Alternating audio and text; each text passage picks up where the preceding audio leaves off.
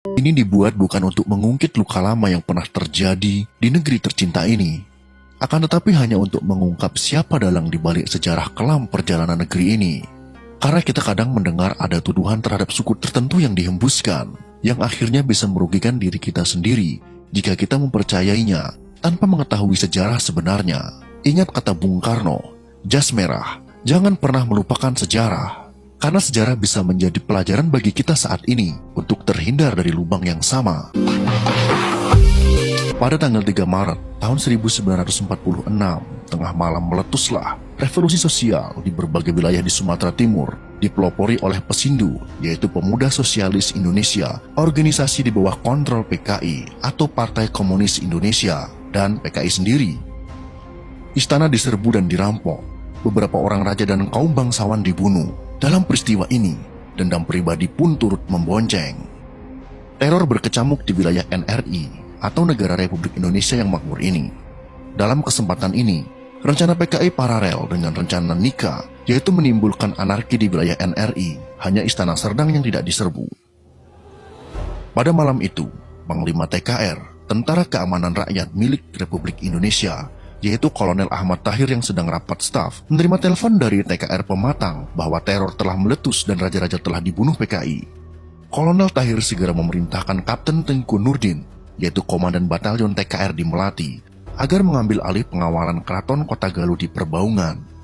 Zainuddin Rahmat, 1997, halaman 148.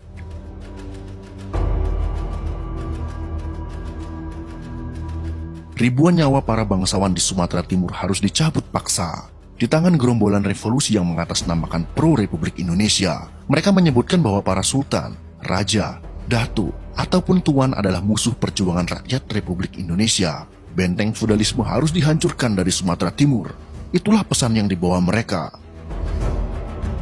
Tanggal 3 Maret 1946, revolusi sosial di Sumatera Timur kemudian pecah.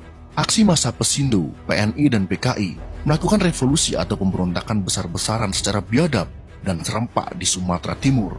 Membumi hanguskan istana-istana kerajaan, memburu para kaum bangsawan, menculik dan lalu membunuhnya. Massa pro-komunis membunuh sejumlah sultan dan keluarganya, membunuh golongan menengah pro-Republik Indonesia, dan membunuh pimpinan lokal administrasi Republik Indonesia. Mereka menyebutkan bahwa para sultan, raja, datu ataupun tuan adalah musuh perjuangan rakyat Republik Indonesia. Benteng feudalisme harus dihancurkan dari Sumatera Timur. Pada tanggal 6 Maret 1946, Wakil Gubernur Dr. Amir secara resmi mengangkat Muhammad Yusuf Nasution yang merupakan Ketua PKI wilayah Sumatera Timur sebagai residen di sana.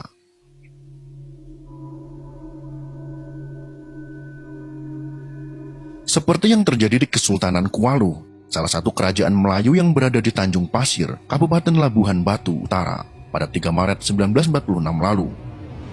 Sultan Kualu, Tuanku Al-Haji Muhammad Shah, diseret saat sedang sholat malam di rumahnya oleh sekelompok orang. Kemudian dibawa ke kawasan kuburan Cina, sebuah kompleks pemakaman etnis Tionghoa. Sekelompok orang bersenjata tajam juga membawa Tengku Mansur Syah gelar Tengku Besar, putra Sultan Kualu, ke lokasi yang sama. Kemudian juga Tengku Dirman Syah, adik kandung Tengku Mansur Syah.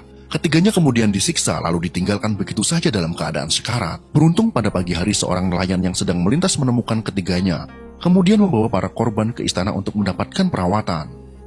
Sekitar pukul 11 siang, datang sekelompok orang berbeda menyebut ketiganya dengan alasan akan membawa ke rumah sakit. Sejarawan Melayu Tengku Haris Abdullah Sinar dalam sebuah literatur mengatakan, para petinggi Kesultanan Kualu tersebut dibunuh saat azan sedang berkumandang.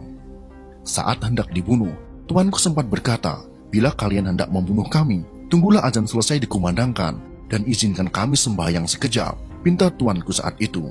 Ternyata permintaan tersebut tidak dikabulkan.